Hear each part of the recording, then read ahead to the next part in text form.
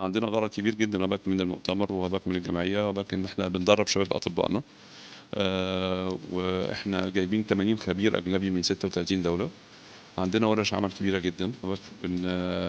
بندرّب الأطباء بتوعنا، وبنورّي برضه الخبراء الأجانب قد إيه إحنا بقينا متقدمين في المجال، لأن مصر دولة كبيرة ودولة محورية في المنطقة، متقدمة في المجال ده جدًا، وبتتقدم كل يوم. الحاجة التانية الحقيقة إن إحنا حاليًا على اتفاقيات مهمة جدًا، إن إحنا عندنا دبلومة للقسطرة المخية هيتم الحقيقة إن شاء الله اعتمادها قريب من الجمعية الأمريكية للأوعية الدماغية.